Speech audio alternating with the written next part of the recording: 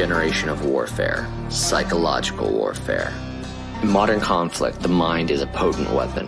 Discover General Michael T. Flynn's groundbreaking guide, The Citizen's Guide to Fifth Generation Warfare. Unlock tactics, strategies, and the mindset to navigate this cognitive battlefield that we all find ourselves in. Equip yourself against manipulation and emerge unscathed. Unleash your potential. Order now.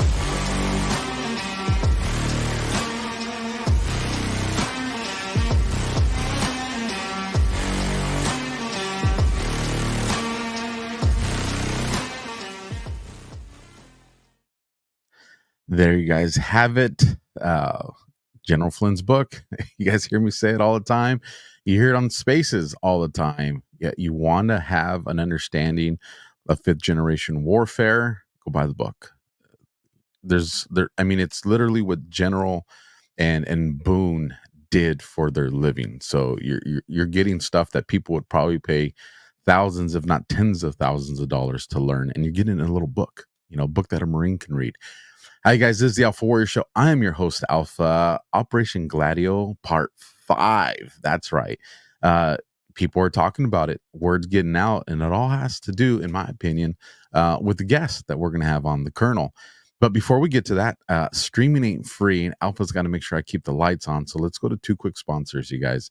And first on deck, Gold Co. I've partnered with them. Economic awareness, you guys. Now you're hearing about the economy, presidential corruption. For some of us, we've known about it for a while, and possibly a change to the digital dollar. But despite all the evidence, I can't tell you what will happen for sure. Nobody can. So what you can do about it is up to you, and that's your business.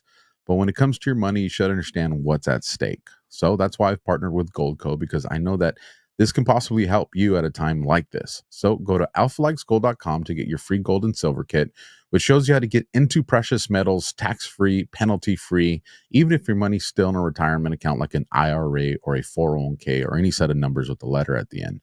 And you may already qualify for up to $10,000 in free silver. You see the writing on the wall, so go to alphalikesgold.com, get your free gold and silver kit, because this is about taking back control of our privacy and our freedom. I can't predict the future. You can't predict the future, but we can certainly prepare for it, and you should be prepared too. So at least educate yourself on what your choices are. Take action, defend your freedom, your privacy, your future. Go to Alpha Likes Gold to get your free 2024 gold and silver kit now. And then our last commercial, and we're bringing up the Colonel, America's favorite mustache, as always, my store and my pillow, Mr. Lindell. My Towels solved a problem that we've all had with towels. You go into the stores and they feel lotiony and soft, but then you get them home and they wind dry you. That's why I made My Towels. They actually work, they're soft, and they absorb. And now I'm excited to announce 2 brand new lines of My Towels. What makes them the best towels ever is they're now made with 100% long staple Shapir cotton. This is a combed ring spun cotton that makes My Towels even softer and more absorbent than ever. And now you get a 6-piece set for an amazing introductory sale price as low as $29.98.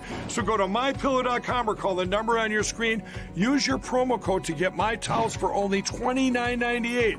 Or you can get my designer premium line for just $20 more. Either way, you save 50% now on all My Towels. They actually work. What a concept.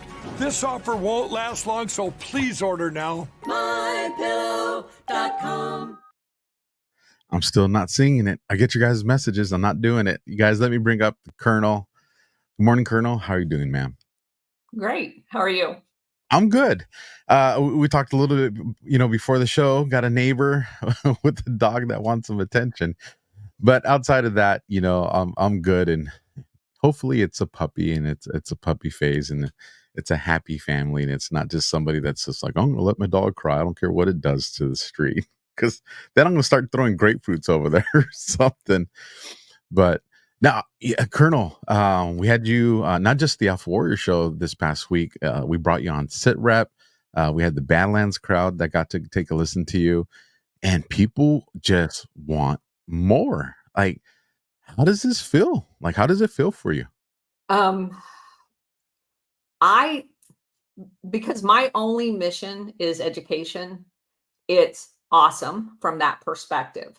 It's a little overwhelming. Got to be honest. However, I think what we are doing is so important that um, it's I'm ready to put everything else on hold to get this story out. I think it does such an amazing framing, like my glasses, my GLADIO glasses, in going back and looking at our history in order to be able to better understand and talk to people about it's just so relevant because what did we just hear? Oh, Trump's thinking about pulling out of NATO. Well, oh my gosh, you can't leave NATO. Well, nobody said that when the French pulled out of NATO. What? Or they kicked NATO out of France. What?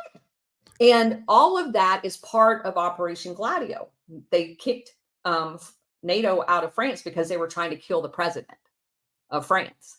So when you go back and you start looking at just the tentacles, the Danny Casolaro, the thing that he described that he was murdered over is discovering the octopus.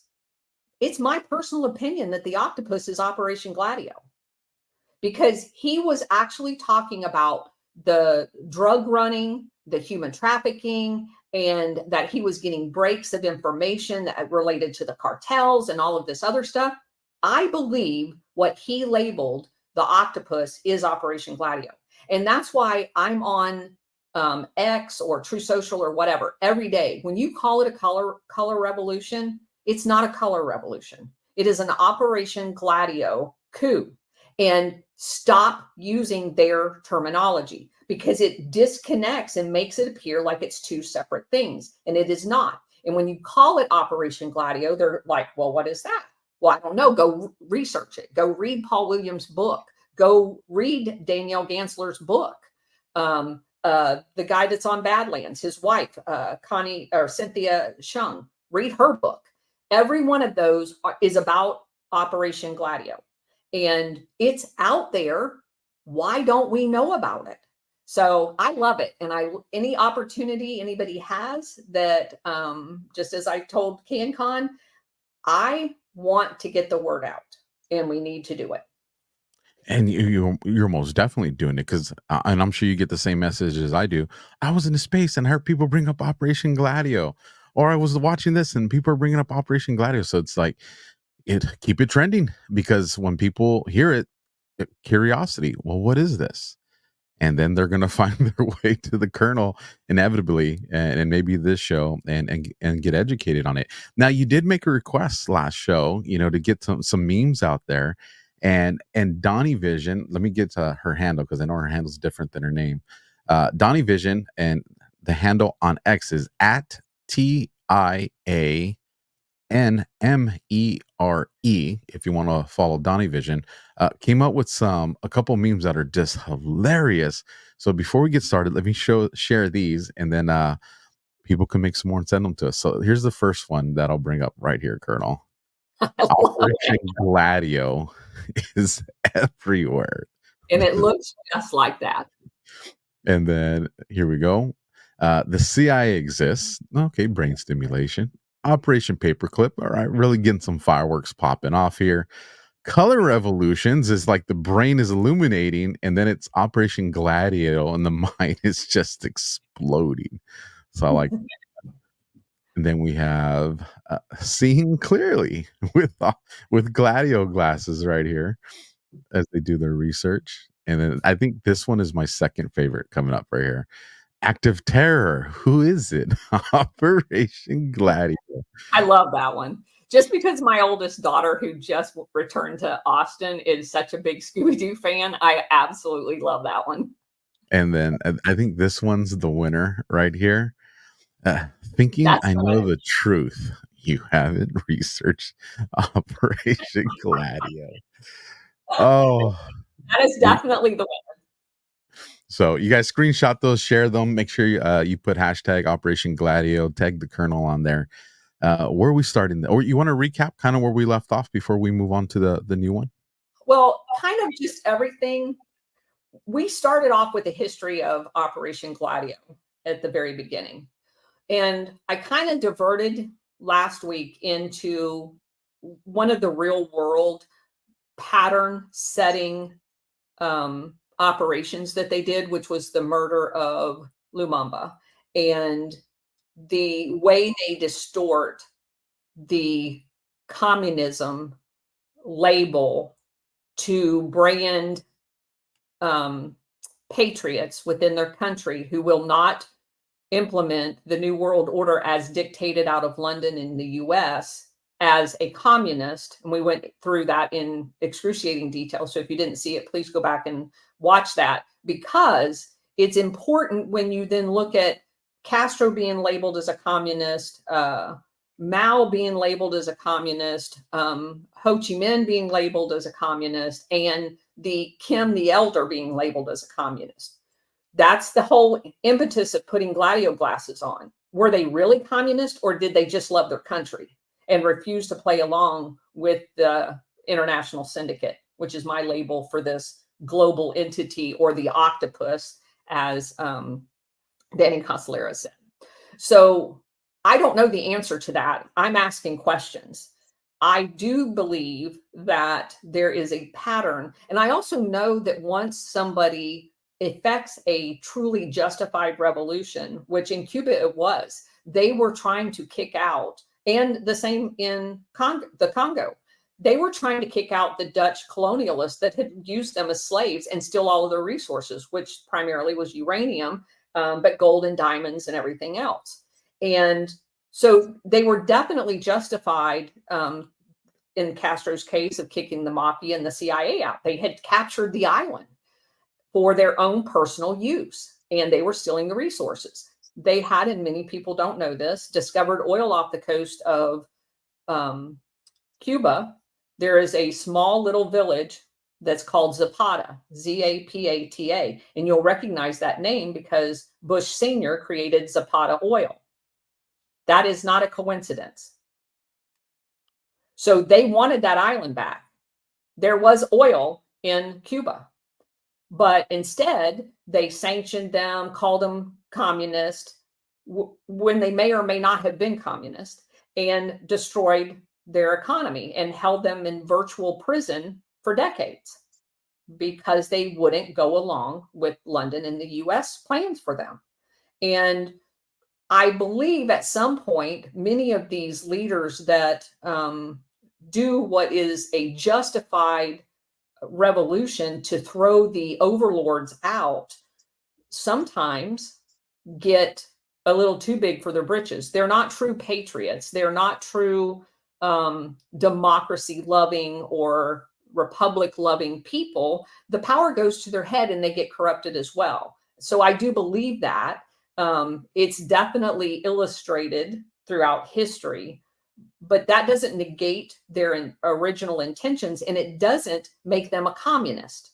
It might make them a totalitarian, or depending on their outlook, any of the other isms, but it doesn't make them a communist. And that's the label that has been used. And that's kind of the pattern I want people to recognize, that that is a false label. So having said that, it was my intentions this week to go back to our history timeline, but we came across a very interesting pattern that is best illustrated because we were told by someone that most plane crashes have alternative reasons in why they happen, whether it's a small plane or a big plane. I'm going to be asking a lot of questions, and I think people need to go do their own research on this one because there's a lot of really weird coincidences. And I'm going to start out with the very first one. So let me remind everybody that we talked about the 2014 Operation Gladio that happened in Ukraine, and they basically couped the government, they being the CIA and all the rest of the intel community. And We know that because of a court case that discovered that Reich sector, which is a GLADIO unit, originated from World War II and Otto Skorzeny's training, were positioned in a hotel, and the majority of the injuries came from that hotel, but they also had assassins on many of the buildings from the Reich sector battalions that did the massacre. It was not government forces that did that. They were accused of doing it, and they overthrew the government as a result. And I don't use the word color revolution. It was an Operation GLADIO coup. So that happened at the beginning of 2014, right? Well, there's a series of time. But right after all of that happened, July 17th, 2014, July 17th, the downing of MH-17 occurred on the 17th. That aircraft originated from the Netherlands. It was going to, I always forget the name of it. Can you look that up for me? Yeah, it was going to Kuala Lumpur. Lumpur. So there was a AIDS conference, a medical conference, that over 100 AIDS researchers were on that flight on their way to the AIDS conference. Many of them had done research into AIDS and believed Tony Fauci had basically, just like with COVID, created the whole 9 yards, that entire HIV AIDS phenomenon, okay? And had unleashed it on purpose. So they had... Shout out to my friend, Dr. Judy Mikovits. Make sure you guys go support her. They had a bunch of the evidence on that plane that they were going to present at that conference with them.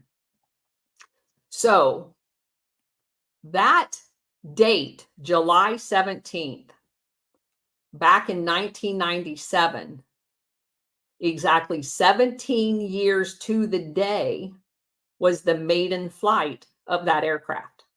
Oh my. I see where this is going. I see where this is going. Crazy. So when you start looking at things with your GLADIO glasses on, you're like, what? What? That's not a coincidence. So the last picture taken of the aircraft on the ground was by an Israeli. Don't know if that's relevant. That's just a fact. Oh, it's always relevant to me, Colonel. All right. So what was the result of the downing of that aircraft? That began because, keep in mind, Russia had just taken Crimea during the same time frame because of the overthrow of the government. They knew exactly what was going to happen, right? So they secure Crimea. They provide forces to their Russian ethnic people in the eastern part of Ukraine. So this is the justification. This downing of this aircraft was the justification to sanction everybody in Russia. Because immediately, within 24 hours, without any evidence, Russia is accused of doing it. Okay?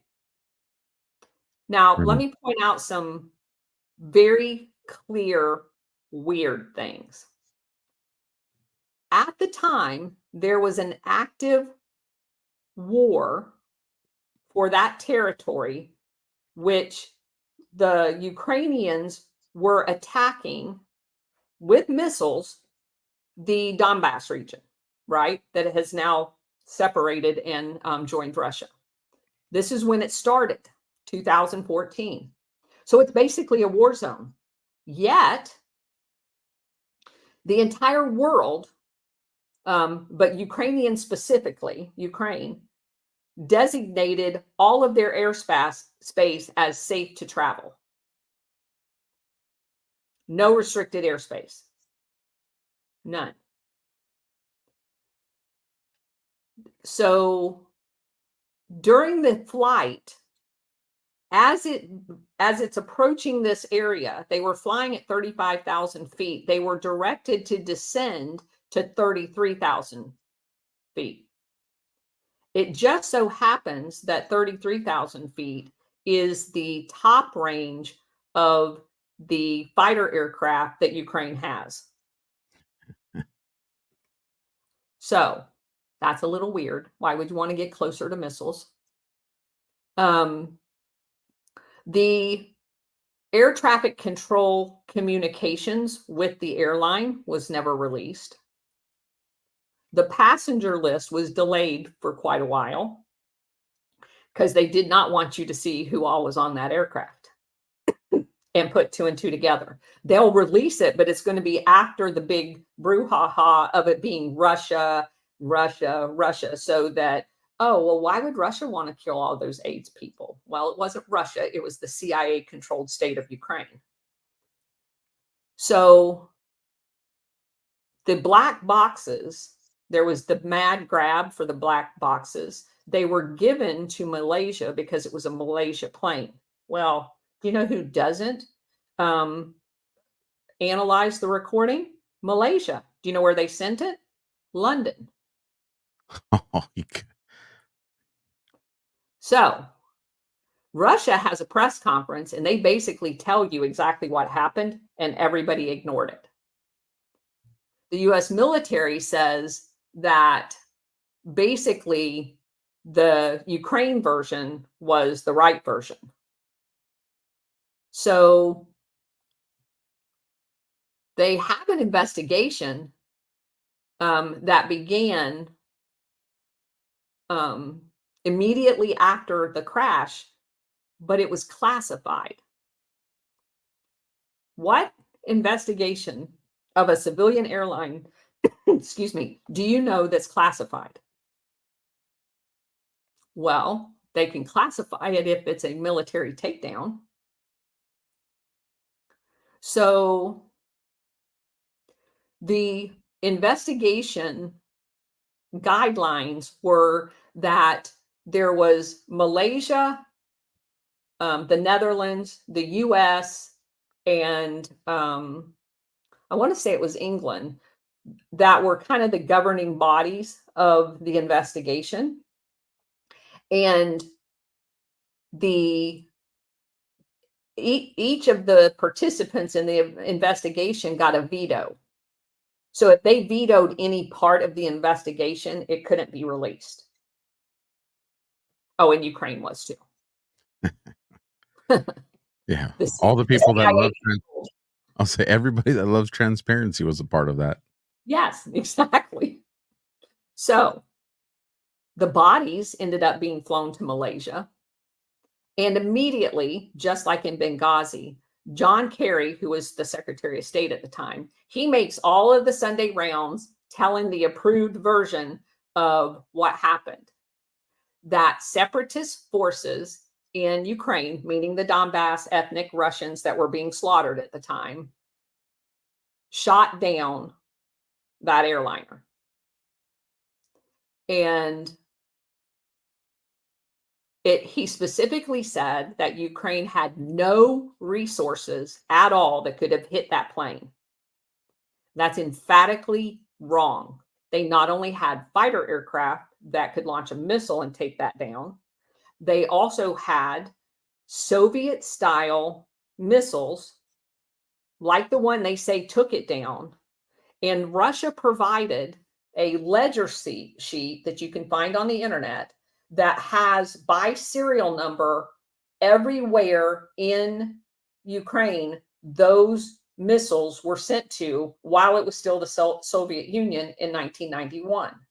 So the serial number of the one that was traced to have been the one that hit the aircraft was traced to being given and located in the middle of the Ukraine. And it was in a controlled area of Ukrainian forces, not the Donbass breakaway people. They did not have control of that site. That site also had 2 Air Force military people show up within 24 hours of the missile launch. So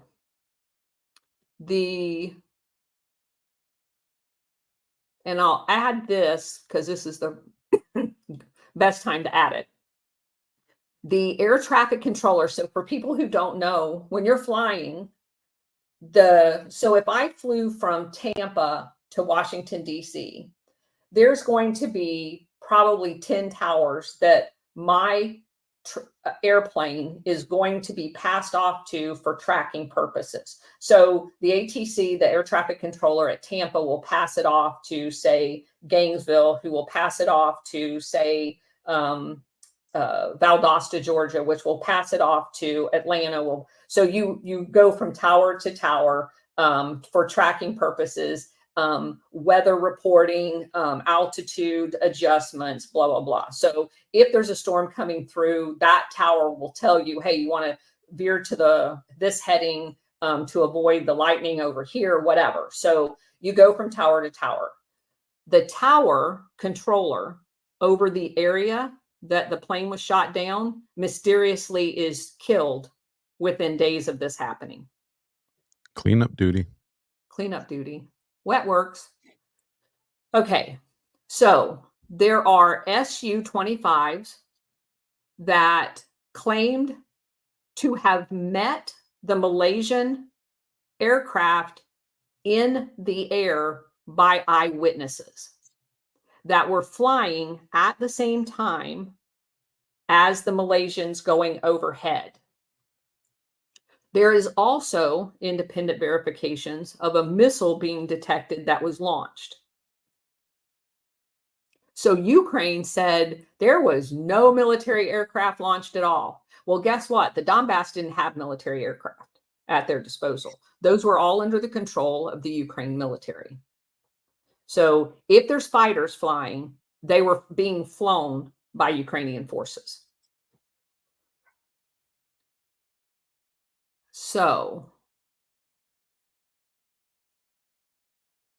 and I talked about the eyewitnesses saying that they actually saw those fighter aircraft tailing MH-17.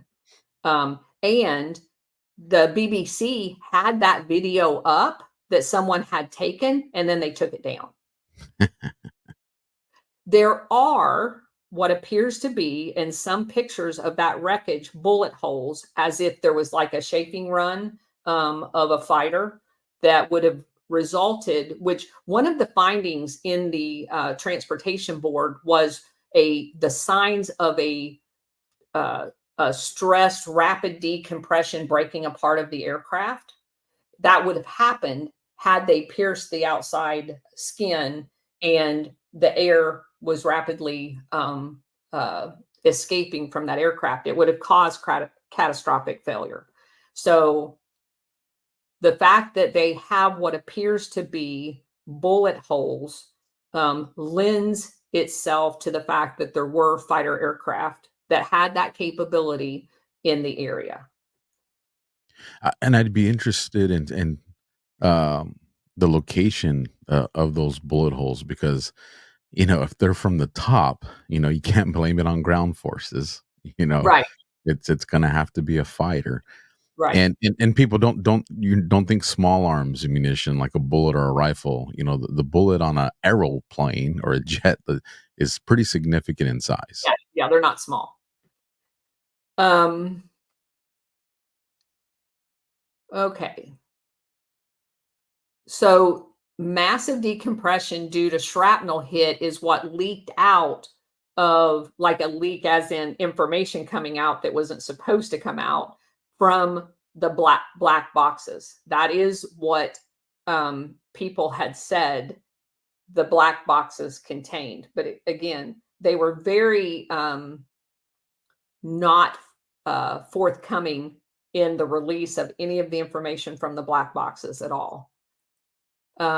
Ukraine had, there was an air traffic controller that spoke Spanish that gave interviews that was tweeting before and after the accident saying that it was not an accident, that it was shot down by the military, and the entire Ukraine air traffic control system had been taken over by the military for a brief period of time that day, which would explain why those two Air Force military people would have been on the ground near the air traffic controller station over that area.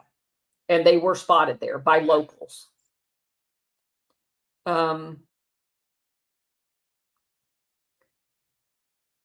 So there was body images on 17 rebel leaders. 17, what the heck? Gives version of what happened. Maybe died ahead of time, that the bodies were not fresh. So that they are saying that there is the possibility that in the evidence that they were taking to this AIDS meeting, they may have had cadavers that would give evidence as to how they came to their conclusion that AIDS had been perpetrated by the Fauci crew. That's speculation, but there were eyewitnesses that were doing the recovery that said there were bodies that were not fresh bodies. So I don't know why that is. Very interesting. Almost like, so translation for those that, aren't keeping up, that there were bodies that probably had evidence of the way something was, being, however Fauci and that speculation, however Fauci and them were putting this into the bodies or whatever was doing into the bodies, they brought the cadavers to this conference so they could show people, this is here, it's in the body, this is what it looks like. That's like the blood clots for the COVID thing, just like that. And there was also blood and serum samples found in the debris field. So that lends credence to the fact that there probably were cadaver type specimens that were going to be presented as evidence at that forum. Which, one of the questions I had, when we were talking about this pre-show, that I started thinking about is like, well, one, we know plane crashes, we know certain percentiles, but I was thinking like, why not take these doctors out, in their hotel or their taxi driver, why, if you take them all out together, like it's going to raise eyebrows. But now you answered that question, because get them when they have their evidence, because not only are you destroying the research, you're destroying, or the researchers, you're destroying the research and the evidence along with them. Now you've completely wiped away, the evidence. And man, GLADIO glasses on. Yeah. I mean, come on. Also, this is going to ring true. Passports were recovered in perfect condition. 9/11. And there were some of them that actually had holes punched in them, meaning that they were expired. How'd they get on the aircraft? The debris was spread over several miles, which has certain implications. And that's very much like the Shanksville debris field, where there's not like the hole in the ground kind of suspicion thing. And obviously you have to ask the question, who benefited from all of this? Who benefited from a bunch of dead AIDS people, that experts that were going to reveal the potential source of AIDS? Who benefited from blaming Russia yet again? Who benefited? Because they used this as an impetus to sanction Russia, and in an attempt to also usher in a coup against Russia, they named specific oligarchs in Russia thinking that they would then turn on Putin. So it's also interesting that the downing of this aircraft took place at a shale field that was owned by the Royal Dutch Shell Oil Company in Ukraine. Oh, so the Dutch government, where the plane took off, it was downed on the field of the oil company. Because you gotta make sure everybody involved is going to cooperate. Yeah. So keep in mind, and I'm going to point this out because it's the obvious conclusion. That plane was taken down in an area that was being contested, and the freedom fighters so let's back up. All of the recently revealed New York Times secret CIA underground GLADIO cells, those were being set up in 2014 at this exact same time. They were launching attacks into the Donbass region. All right. So here's Russia, here's the Donbass region, and here's Ukraine. So here's all the CIA hideouts, GLADIO units. They're launching all of these attacks into the Donbass region. And Russia's over here trying to provide protection for the ethnic Russian people against these forces, right? So this is all going on during this time, this fighting. And meanwhile, they're allowing civilian aircraft just to fly overhead like nothing's going on, right? How is that not weird? And in the middle of this is resources owned by foreign companies, because the entire thing of this GLADIO operation, which we get so enamored with the paramilitary taking out of presidents and the annihilation and the murder of people, the downing of aircraft, that we miss the big picture of who's doing it and why. Because this is all a paramilitary operation. That's what Operation GLADIO is. It's a paramilitary force worldwide to protect the international syndicate's resources. Well, you know what happens in the Donbass region if they were to succeed and go to Russia? They lose all their shit. Every bit of it. And I told you at the very beginning, the Ukraine industry is all in this area. The rest of Ukraine is farmland. This is all of the resources, all their minerals, because when it was the Russia and when it was the Soviet Union, they built the industry next to the resources, the ore, the rare minerals, all of that stuff to mine them. If they lose the Donbass region, they lose their wealth. So their whole plan was to kill all the ethnic Russians and get them the hell out of Ukraine so the CIA can have control for their international syndicate bosses, that entire region.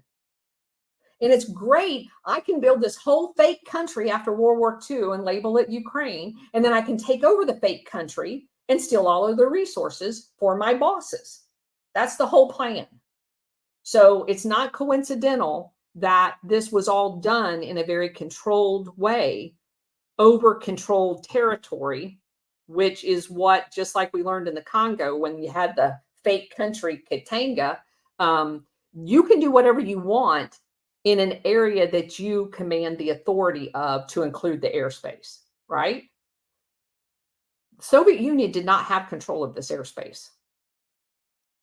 And money laundering and everything else. I know people are watching, especially if this is their first time, and they're looking at Because I know if this was the first time that I'm hearing about Operation Gladio, and I'm hearing just this information, not even the prior 4 shows about it, just this, I'm thinking, that Ukraine Russia conflict right now sounds like it has a whole nother meaning behind it. It does. And that's why it was so important. If you go back and you listen, once you understand Operation Gladio, to Putin's tutorial to Tucker in that interview, it validates every single thing I'm telling you. Ukraine is a made up. Do you know what the word Ukraine means? It means borderland.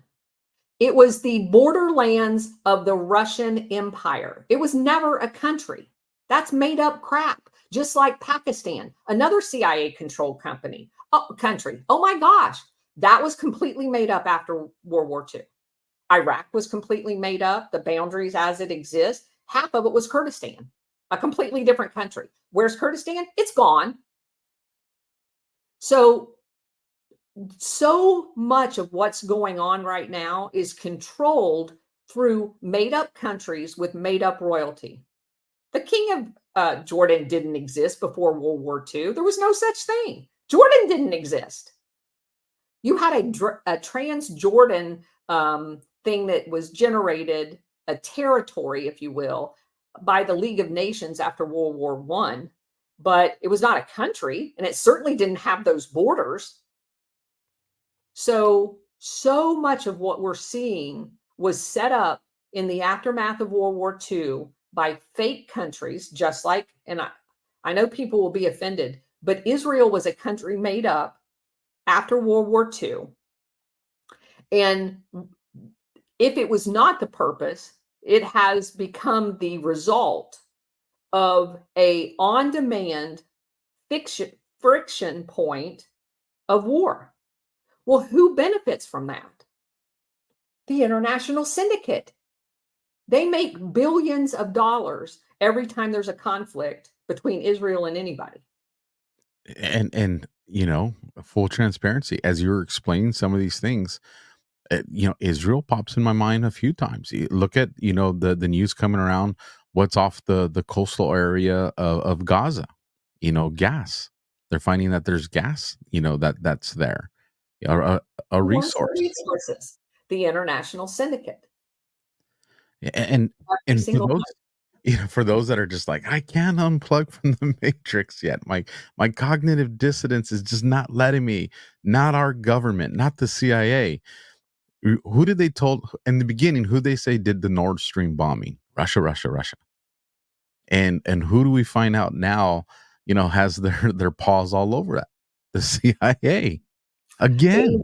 And another indication pattern, if you will, the immediately preceding the blowing up of that pipeline, there was in U.S. and other countries training exercise immediately overhead.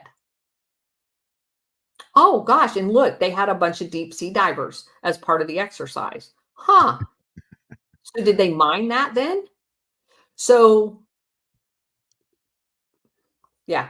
No, it's important, Colonel, because I've gotten emails, and I don't know if you get these. Usually people focus the nasty grams on me, and they're like, Alpha, what do you have against, the United States, the United States military? I'm like, what?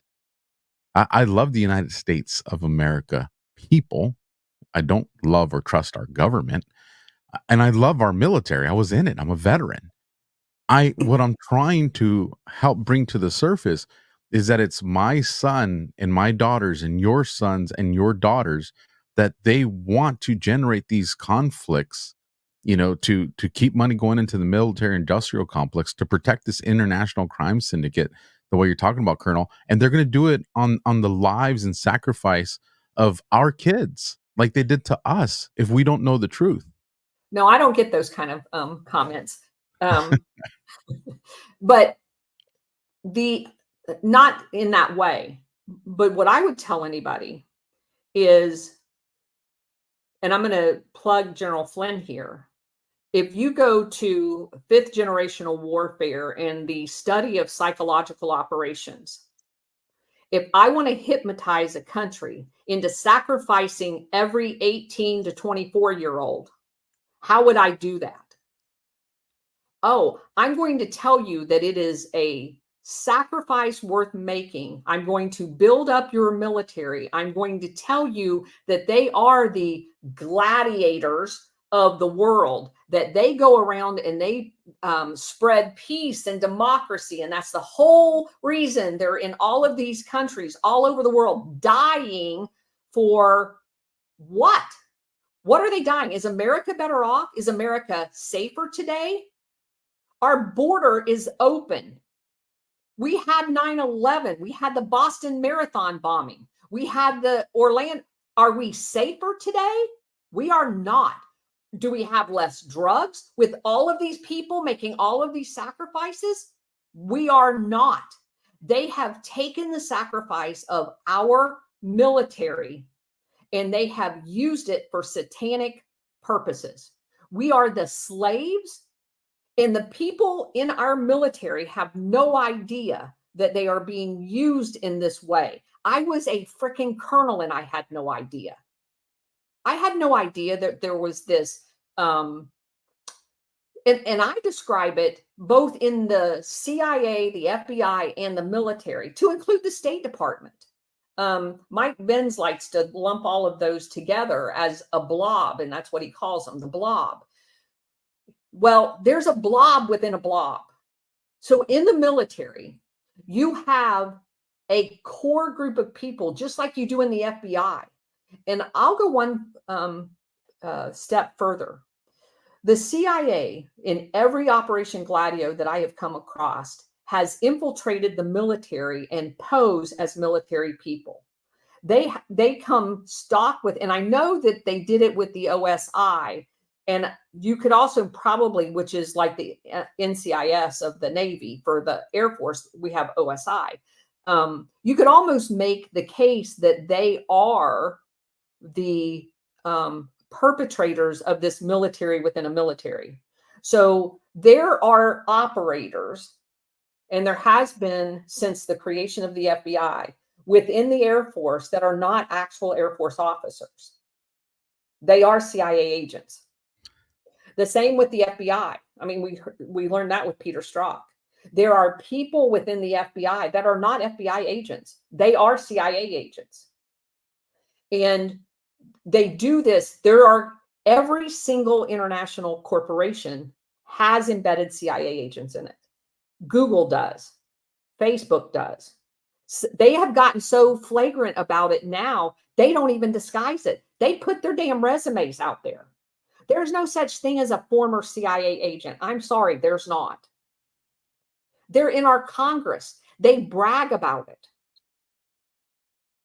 So that's what I tell people when they say I'm bashing the military. I am not bashing the military that I spent 30 years of my life serving. I am bashing traitors that have infiltrated our military and has sold out our young men and women to be sacrificed on the altar of Satan in a new world order. And I will do that every day until the day I die. I will not shut up. And, you know, and I don't remember when they outlawed it or how that went down, but when they had to stop putting subliminal messages in movie theaters, to make you thirsty, to make you want popcorn. Why? Because if your mind sees something, especially repetitively, really fast, your mind starts telling itself, I'm thirsty or I'm hungry. What do you think headlines are from every channel? And when social media comes out and you look at, Brooklyn Dad and JoJo from Jers, and they all go to the White House together. All these content creators from the left go to the White House together. And then all of their posts are almost like quoted. It's the same concept. You see this message over and over and over, and it's to get you to believe, well, this is the truth. This is what's going on. Yeah. When we watch movies, Jason Bourne or whatever, and we hear spooks and CIA, what does your mind go to? Oh, that tough guy. He's built. He's got a beard on. He looks like an operative. And although those exist, they really do. Those aren't all CIA. Those aren't all, the quote unquote clowns. It's people that you're like, oh, they're so cool. I like that guy. who's a news anchor. Oh, that guy's so cool. Who's this? Who runs this organization? Not everybody looks like, John Rambo. Like, there's a lot of operatives that look just like Alpha and the Colonel.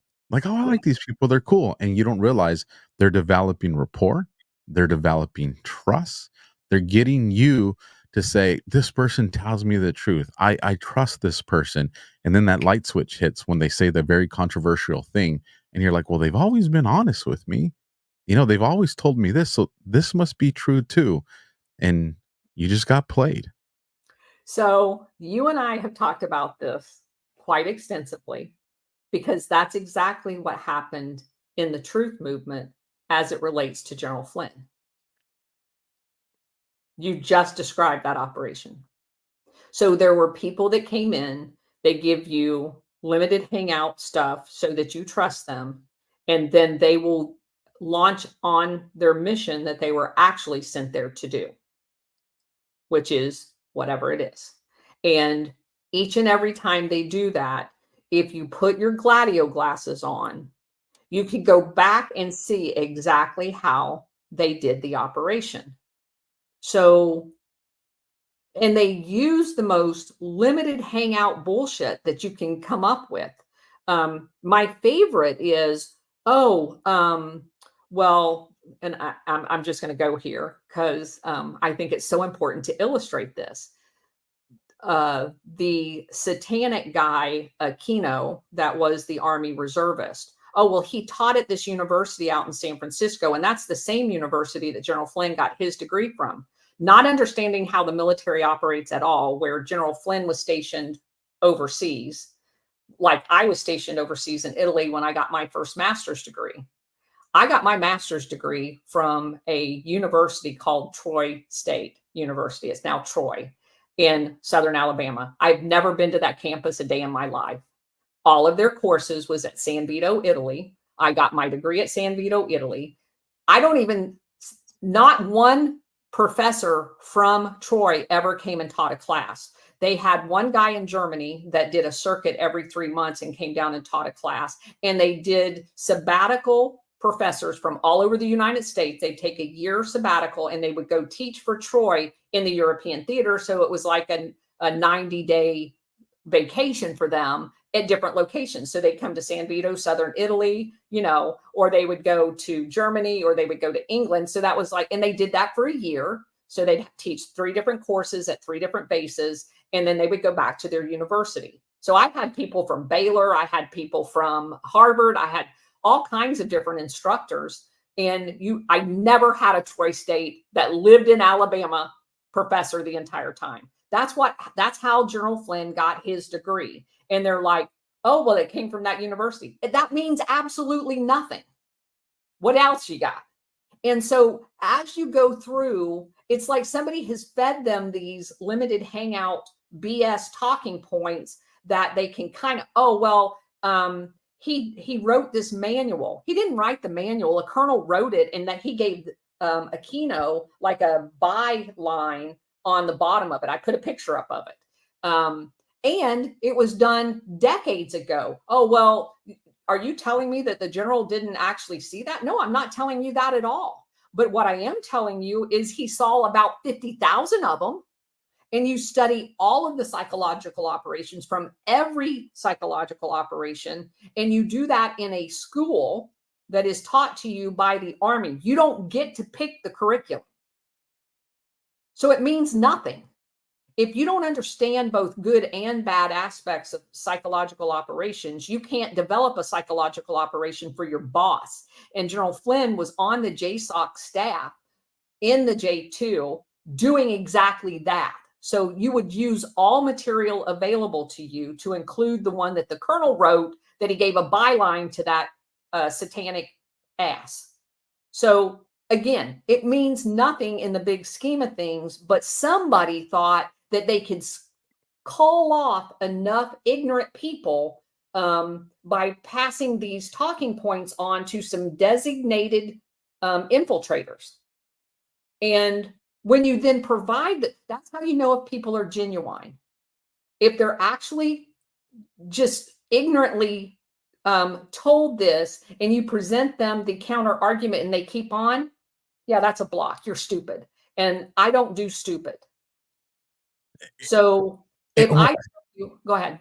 And not just that, Colonel, is let's just say that Aquino did write that book. You're still going to read it. Here's the thing: evil people are not dumb. They're actually brilliant, and that's how they are able to manipulate people. You absolutely want to study what they're doing.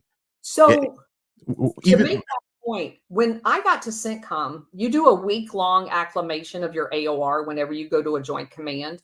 And the guy that was the instructor for this, his specific point, and it's true with SOF, because in special operations, you are geographically focused on particular areas. That's how you become expert. They tell you that you have to read the good and the bad. So if you're looking at the Israeli-Palestinian conflict, you cannot just read the Israelis' point of view and think you're getting an honest assessment of what's going on. You have to read both.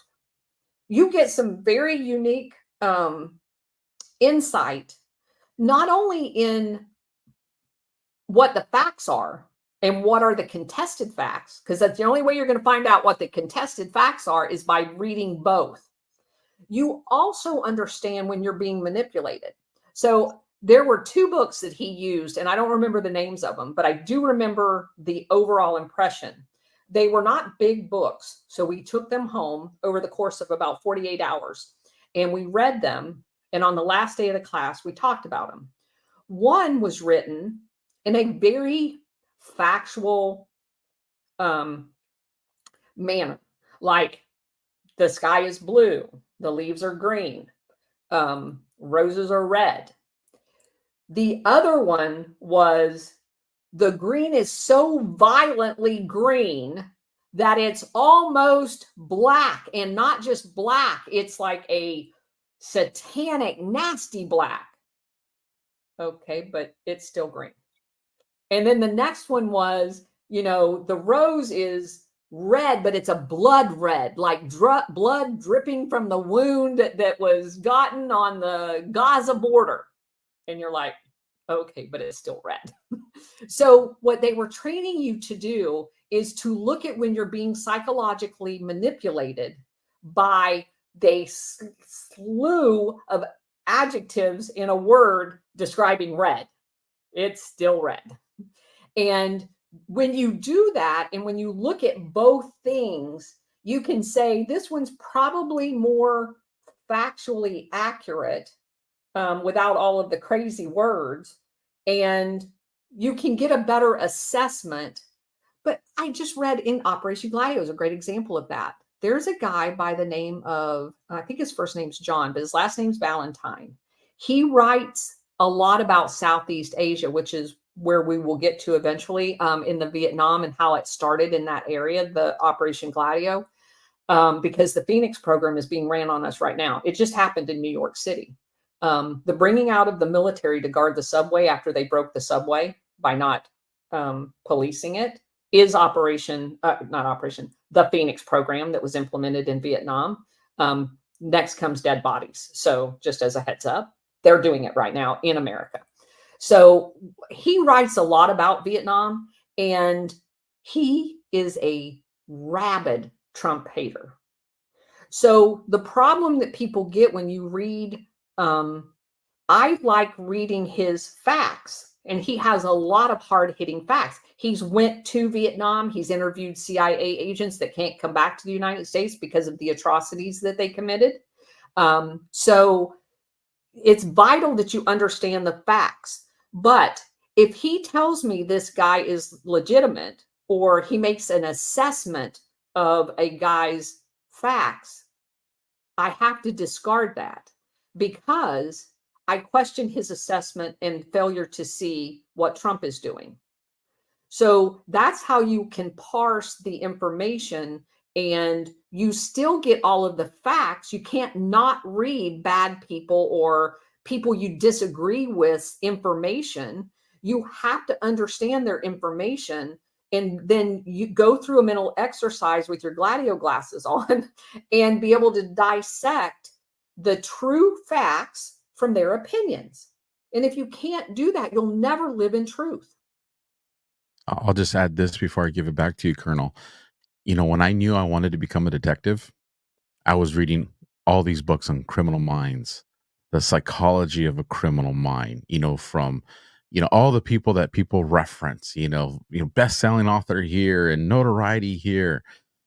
You know where the best information that I got on criminal minds came from? The criminal. Criminal mind. I, Where else do you go? you know, I, but nobody else would want to talk to these guys because they don't want to be seen talking to the criminals. And I'm like, this is real time. Like, this is who they are. You can ask the question.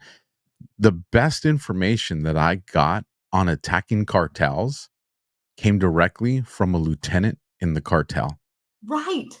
And he brought up questions, and I was cocky. I thought I was a pretty damn good detective. And he brought up questions and he gave me information that I was like, dang, I feel dumb right now. Like, and just one in particular, and it's so simple. And I was like, how did I miss the mark by a mile on this? He goes, you ever pull over that young kid, in that gang area? You see that really nice car and you pull him over and you ask him some questions. He's clean cut. The car's clean cut, and you don't find no guns. You don't find no drugs. And he drives away and you're like, man, something just told me. And I'm like, yeah, I had that. He goes, did you check the registration, make sure it wasn't stolen? Yeah, absolutely. Was there a lien holder? And then the light goes off. He goes, how's that 20-year-old have an $80,000 car? And you see him all the time. He don't own the business. He don't know this. You go, there, you had your proof right there, man. Something simple. And I was just like, let's go back to the drawing board. We need to teach ourselves some more. So I drew a correlation to the Awan brothers and the whole BlackBerry thing. You remember the Awan brothers and how they infiltrated the Capitol. They had blackmail on everybody. When I started doing the research on that as it relates to GLADIO, because again, Pakistan's a made up CIA controlled country. So everything that happens there is suspect. The light bulb that went on to me was along those exact same lines. So do you know the two businesses they were in on the side besides doing this computer stuff that they weren't qualified to do? They owned a used car lot and rental homes. So how do you get in the country with no record of having ever been in the country? A rental home and a used car lot. People that worked near that used car lot are on record as saying that foreigners came in there and rented cars from the used car lot. So they had a corral of cars that were untraceable to be driven anywhere at any time. They had safe houses categorized as rentals. Yeah. So again, those are things that people don't think of, but I have rental property. And it was like, boom, that's exactly what they were doing. They had hot cars, they had hot houses, and you can get in and out of the country with no record of having ever been here. Brilliant. So the other thing that I wanted to say is, I don't know if you've ever watched Dinesh D'Souza's movie about him or read his book about him being in prison for the donation that he gave. He said that time around prisoners and their obvious seeing of the syndicate that goes on in DC that he had completely missed was what changed him and put him on the path that he's on now and exposing basically the international syndicate or deep state, whatever you want to call it. But he said the DNC was ran as a syndicate. The criminal did. He said, I don't know how y'all don't know that. You got the vote runners, they're like drug runners. How do y'all not see that? And he just was laying truth after truth after truth because Dinesh D'Souza's mind didn't work like a criminal. Criminals' minds work like criminals.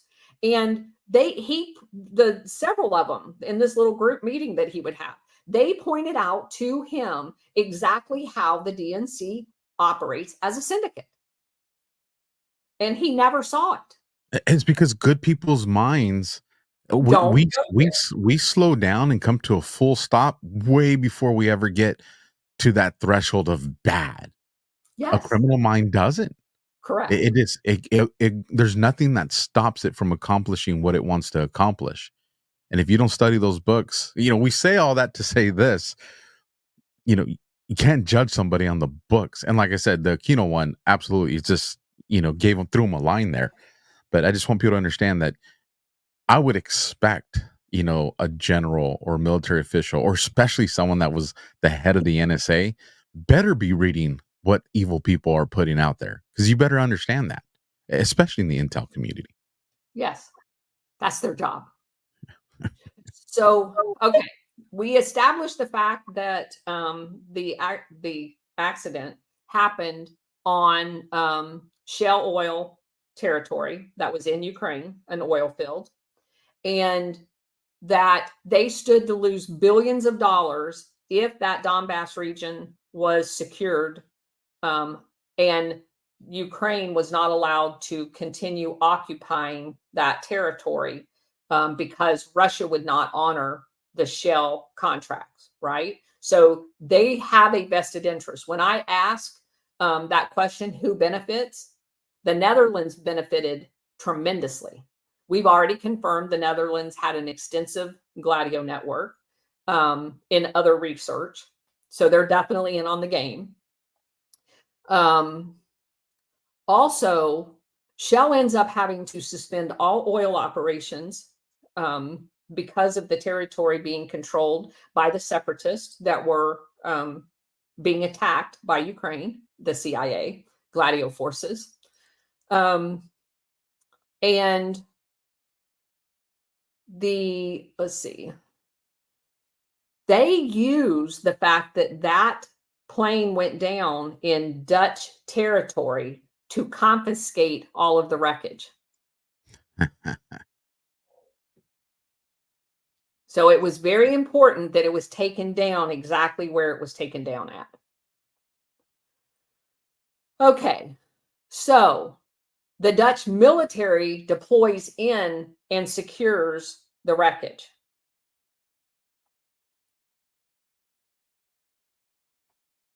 And then we've already talked about the fact that the US and London and everybody begins sanctioning Russia in the aftermath of this downing because they accuse them of doing it. The US also uses this as an excuse to go into Poland and set up operations. That's when the big, because the US had no military presence and no military bases in Poland outside the normal embassy and that type of thing.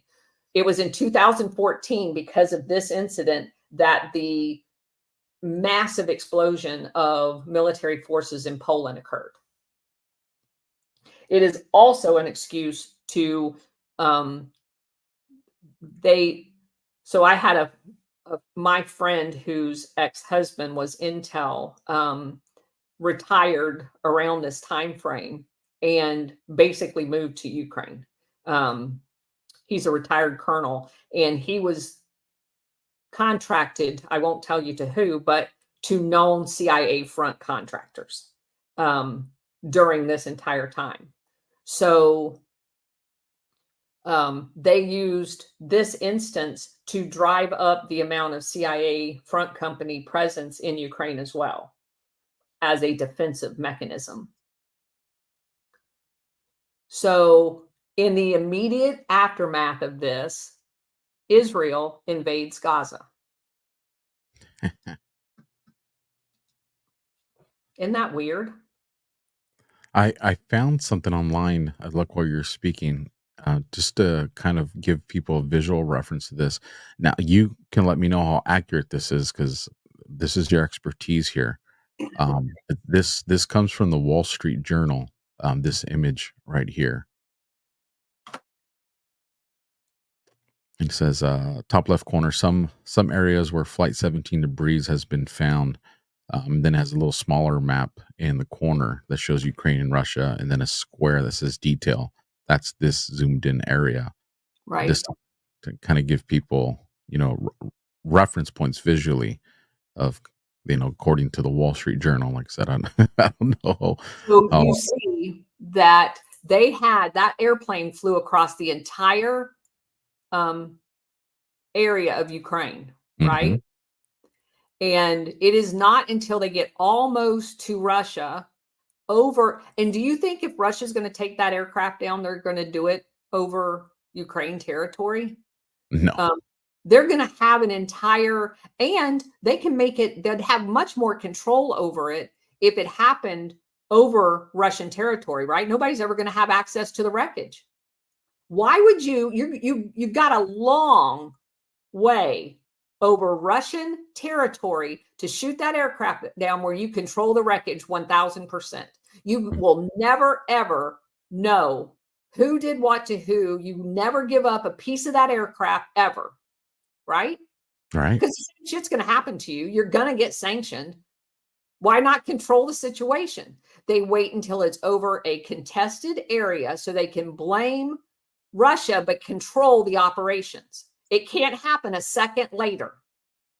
It can't happen a second sooner because it has to be over the contested airspace. They can blame Russia and yet control the entire site. And what better to do it exactly over an area that is controlled by the Netherlands? I send in my military. I'm going to extract all of the wreckage. Well, doesn't that wreckage belong to Malaysian airline? Doesn't that wreckage belong to the Malaysian government? Nope. We're going to give it to the Dutch. So the Donetsk prosecutors, which are ethnic Russian, immediately open an investigation. They have people walking those fields. They have everybody out there doing actual investigations in this contested area. Before the Dutch military ever even show up. And the Dutch never responded to a single offer for the evidence that they gathered. Not one time. No one even wanted a piece of the wreckage until November. This happened in July. So in April of 2015, almost an entire year later, they came in and basically raked the entire area to get all of the surface material off the ground, like a total cleanup.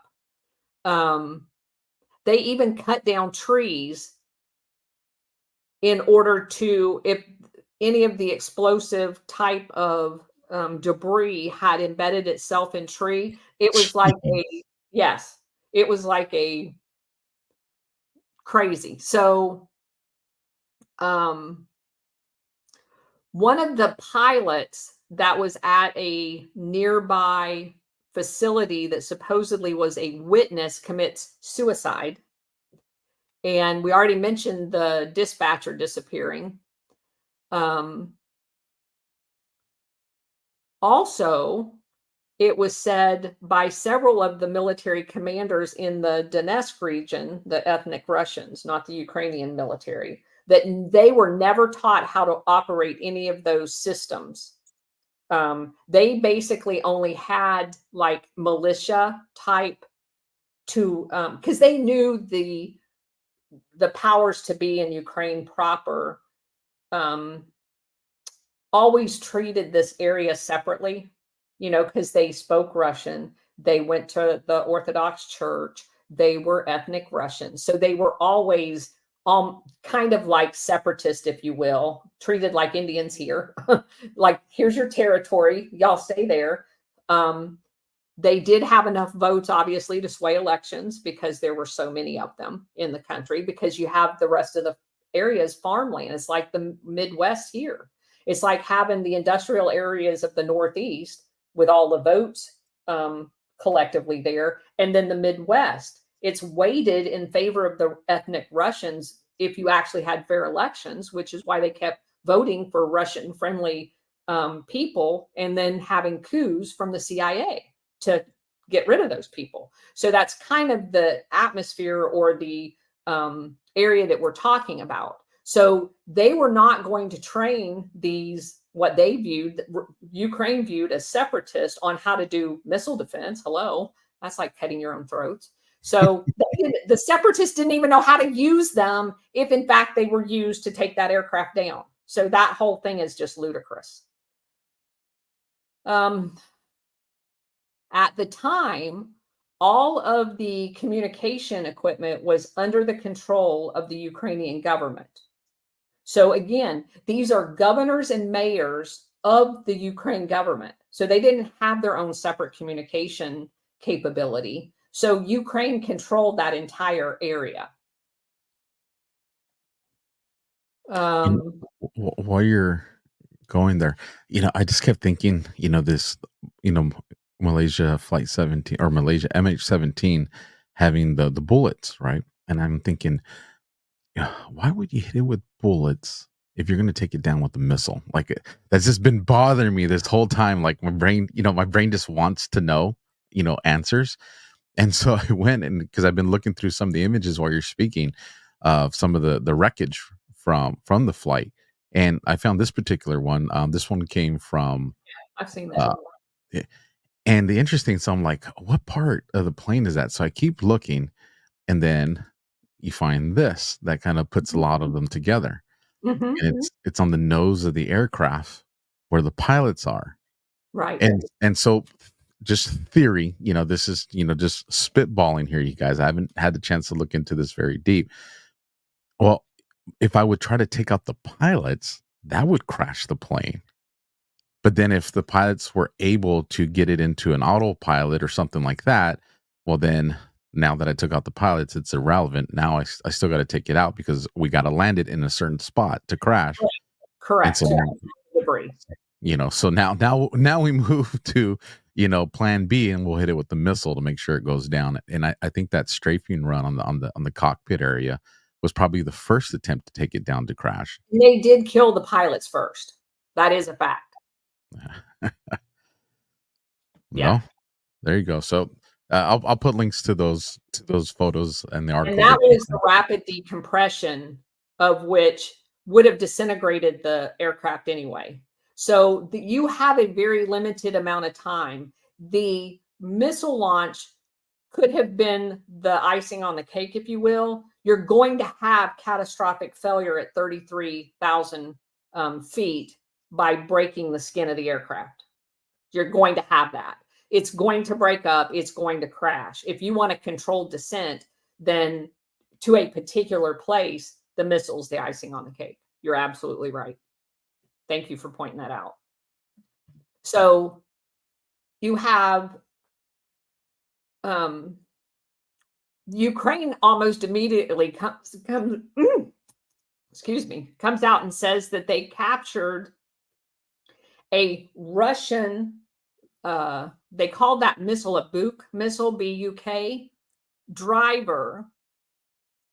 And they showed pictures of the missile being relocated on a vehicle, a military vehicle.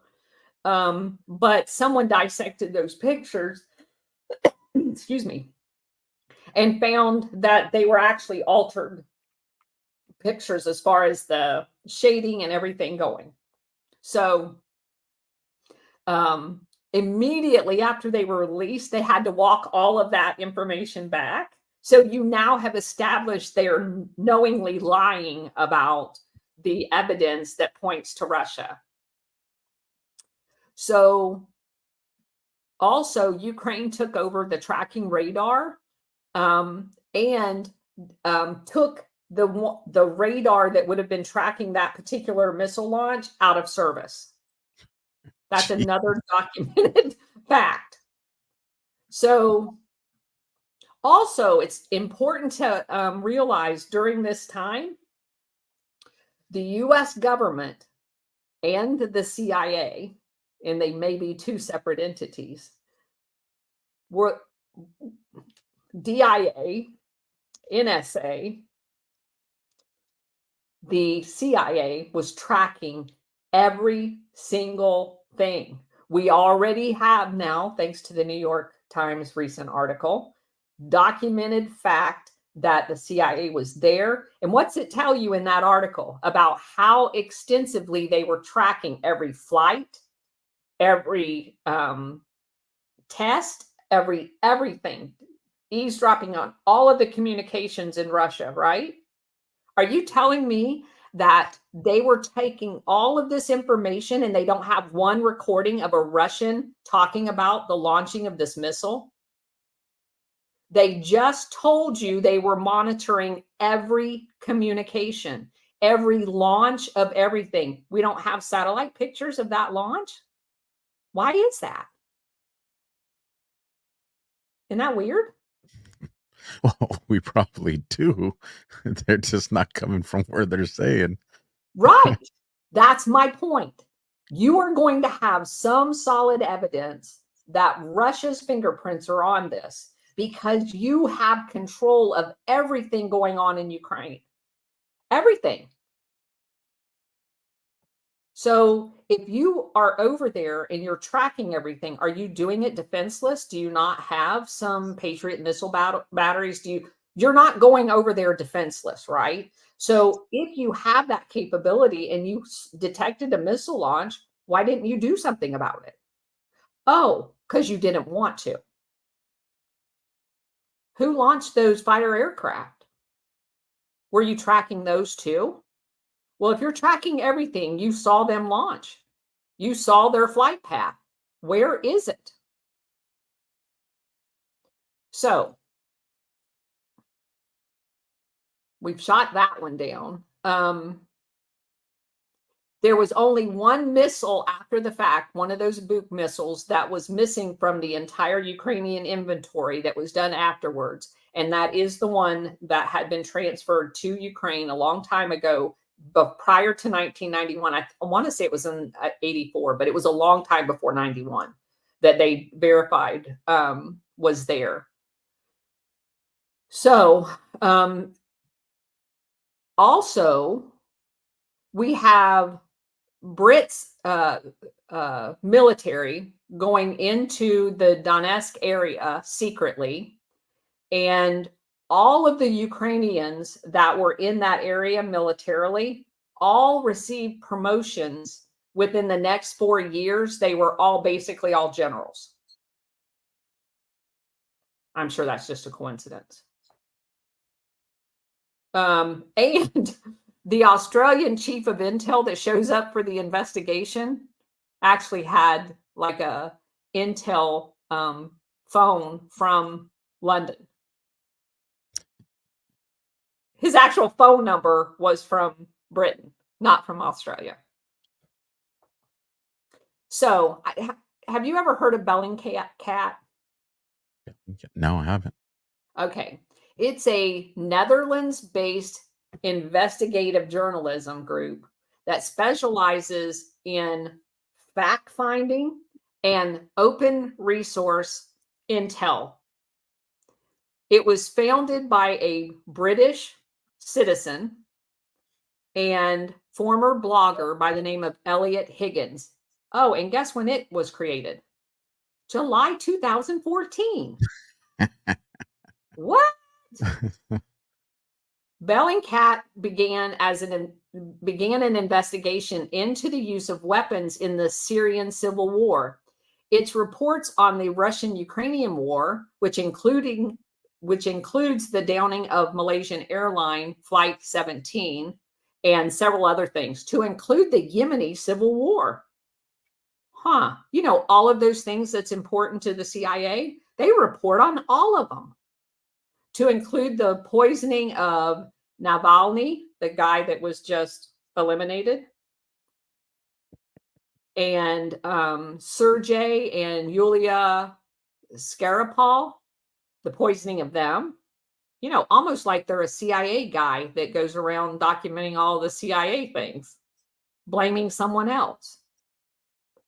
And the killing of civilians by the Cameroon Armed Forces, which attracted a lot of international attention and has all of the hallmarks of an Operation GLADIO CIA mission, by the way. So from 2016 until 2019, Higgins was a senior fellow at the Atlantic Council. another CIA front. And he worked at the Digital Forensic Research Lab there. In 2018, Higgins was a visiting research associate at the Center of Science and Security Studies at the Department of War Studies at King's College in London. He also was a research fellow at the University of California in Berkeley's Human Rights Center. So just Berkeley, the same the same university that hired Yolanda Pittman.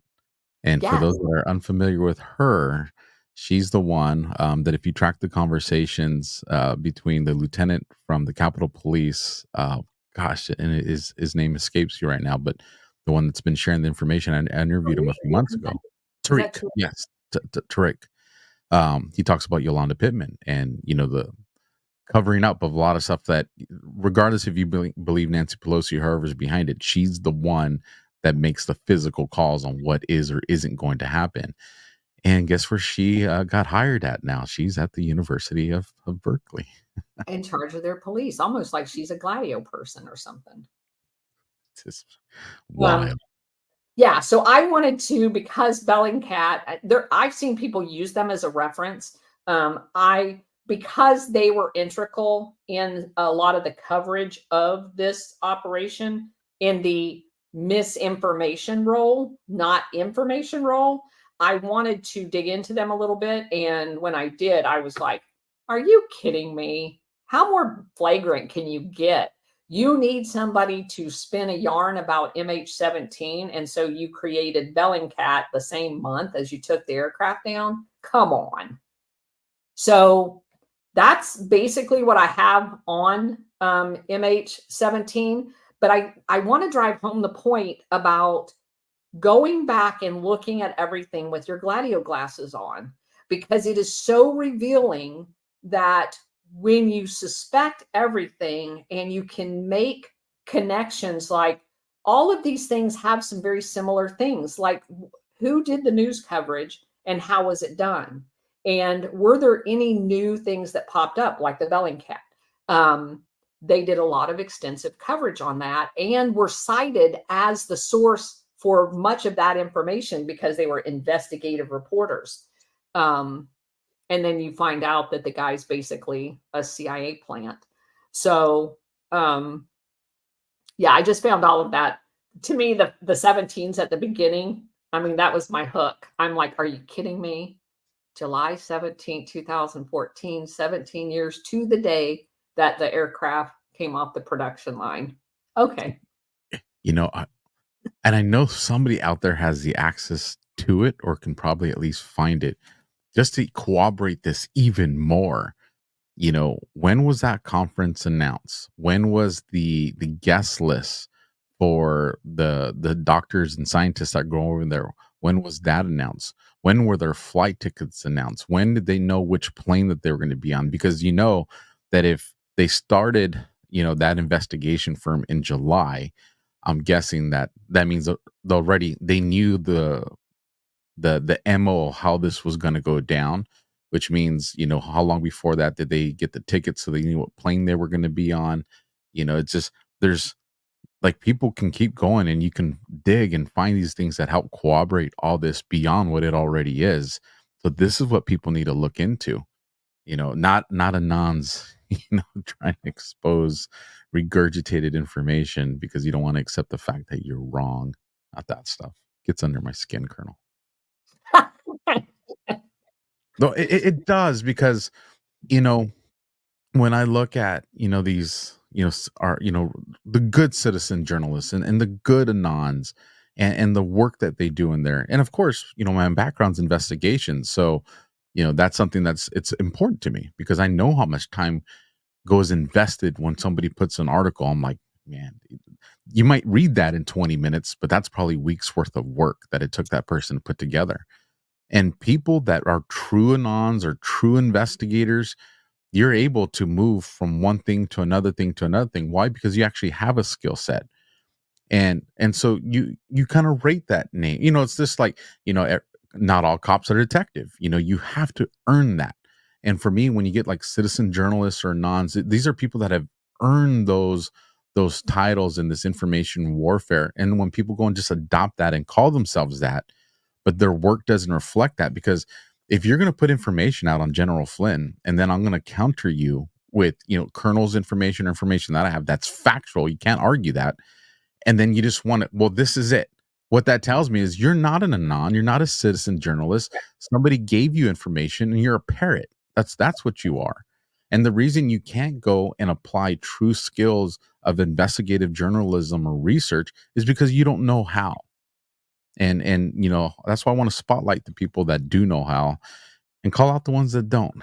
It's just right So now. let me highlight the two with no last names, Liza and Bridget, who help me on a daily basis. Probably 75% of what I just revealed to you came from them. They're awesome. They work day and night helping me. We probably video conference once a day, other than the last week when it was Strawberry Festival time here and my daughter was in visiting. But yeah, we do a lot of research, and this has been a journey for us. And I can't say it's not been exciting. It's been very exciting, but at the same time, very heartbreaking. It's definitely an emotional journey every day. You know what? Something in my heart just tells me that when all this is over, because it will be over, you know, there's going to be a day when I'm not saying there's always going to be evil. We're always going to have a fight against evil. But when this chapter of world history is over, I think there's going to be a lot of people like yourself, Colonel, and your partners that are probably just going to get a letter that's from a very special person that says, good work. Good work.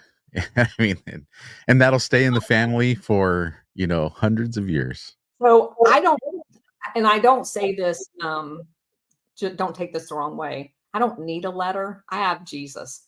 And every day that there is, as I was revealed to you in our sit rep meeting, which I've not revealed to this group, the other day when I was visiting my husband's 1968 Camaro car repair guy at his Midas shop, my husband had went to drop his car off, and we come back, and he starts telling me this conversation the guy had about he's buying more Midas shops, and he secured the financing with a hotel from Italy.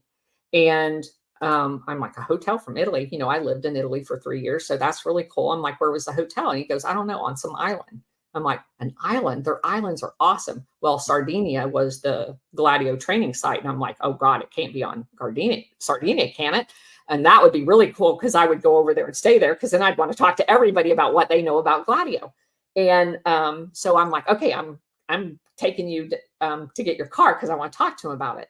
So I walk in and I'm like, so David, where's your island, your hotel that your family owns, or he owns actually? And he's like, on Ponza. And I'm like, what? Ponza as in Mussolini being rescued by Otto Skorzeny? And of course, then he sits back in his chair and he's like, how do you know that? I'm like, I just researched everything about Otto Skorzeny. Are you kidding me? And he goes, yeah, that hotel was my great grandpa's. And I'm like, mind blown. Are you kidding me? That's the second floor. He's looking out. Otto Skorzeny lands. They take the ski lift down. He goes, yeah, my family owns all of that. I'm like, oh my God, oh my God. So I was just like totally freaking out. That's how I know what I'm doing has divine intervention. Things just keep being put in my life. Julie, who was one of my original researchers, she had a medical issue. She's also been instrumental in all of this. And I know unequivocally these people, I met her when she lives up near Tallahassee. I met her when I was going out to a car show at Biloxi, cruising the coast last year. We had dinner with her and her family. All of these people have been put in my life because of what I'm doing and the mission that I'm on. I don't know how this mission ends, But I did have somebody reach out to me this morning on X and it's like, hey, I hope you carry. I hope you are protecting yourself. And my response back to him was, and I don't say this flippantly because I take it deadly serious. I do carry. I am a marksman. I have my ribbon. But somewhere in my shadow box up there, because of all of these dots being and T's being crossed, I feel like I'm on God's mission. And I feel like these things have been put in front of me to do. I'm not in control of it. There's no way I could have put all of this together. No way. I couldn't have found the two girls that are helping me right now. God gave them to me. They are here for a reason. We're working on this together. And I do feel like there is a mission that I feel uniquely qualified. How else do you explain that I got to Italy on the 2nd of August in 1990, and that's the very day GLADIO was exposed? This has been going on for years, and I didn't know it. I just feel that I was put where I was put for a reason and learned what I learned for a reason to be able to put it all together and do what I'm doing right now. However long that lasts, I don't know. I agree with you as far as there will be an end, whether I'm here or not, to be able to relish in the victory. I don't know, because that's out of my hands. I'm just going to do what I've been tasked to do now. Well, what a better way to come to a conclusion than that. And I was actually going to share this with you right when we're done before I get into the next show, but I'll share it publicly because you set me up perfect for it. So, two things. The first one, and I don't know if I've ever shared this with you, Colonel, but before the show starts, I always do a real quick prayer and I always just tell God, keep my ego and my motive out of this. And however it's supposed to go, let it go. The second thing is, earlier today when I woke up and I'm prepping, I had an idea, brushing my teeth, because brushing my teeth seems to stimulate my brain. And I don't use fluoride toothpaste, everybody. Don't send me all the toothpaste that you recommend in the DMs. I got it. All right. You guys got to me. But I got this. I was just like, I need to ask the Colonel, because I heard her explain it one time on the Kino book. So I'm going to see if she wants to do like a, quick 2-minute, 3-minute clip on something like that later that I can give it to people when they bring this question. I'm like, here's your answer. You guys, God is my witness. I didn't tell the Colonel before the show started. We didn't mention it. We actually got into talking. So I was like, oh, okay, now we got to go. And what happened? It got brought up and it got dealt with. And it gives me the chills because what is it? It's up. The man up there is saying, listen, just do your part. I got the rest. Okay, so we will start off the show next time with my toothpaste brushing, and I do not use fluoride either. Revelation when I was still on active duty that saved a ton of people and changed their lives. And it came to me while I was brushing my teeth. I have lots of teeth brushing revelations. I wasn't joking, Colonel. Investigations and homicide cases when I was brushing my teeth. That is so weird. We're having it held here. There it is. Just we're there. You guys, if you want more of the Colonel, down in the link below in the description, you'll find the links to follow the Colonel on X. You'll find her Rumble channel. Anything that you want to find with the stuff we talked about, the links to those articles and the images that I brought up will all be down there. And we will catch you guys next week. Okay. What are we going to be looking into? One last thing. Operation Golden Lily book review starts Tuesday night on my Rumble channel at the Colonel's Corner. My guests are gone. The Strawberry Festival is officially over today. And I would be starting tonight, but it's my anniversary. So we're going to go celebrate that. And we will start our new book review on Tuesday evening at 7:00. And that's Eastern. That's Eastern time. Yeah. And we're going to delve back in next time to a little bit more of the history and how all of those players tied together, because again, it's still relevant and you need to understand how pervasive this is in all of the countries and aspects that makes up the international syndicate. So some of this stuff, more recent stuff, will make a lot more sense when you understand the foundation of it. So we're going to do another little deep dive into the history of Operation Gladio to bring a few more things into perspective, because then we're going to launch on to some other geographical areas. Well, there you go. Be excited, you guys. Go watch and share this with everybody. Share it on Commie Facebook. Share it on Instagram.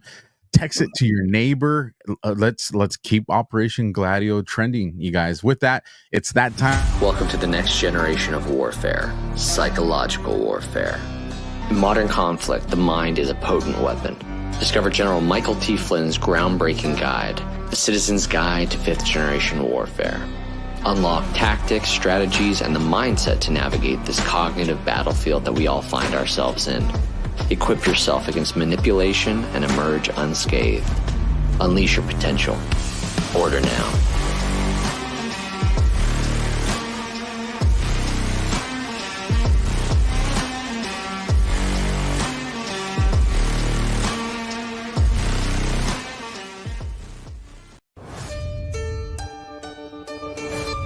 Are you worried about the effects that higher inflation rates will have on your investments?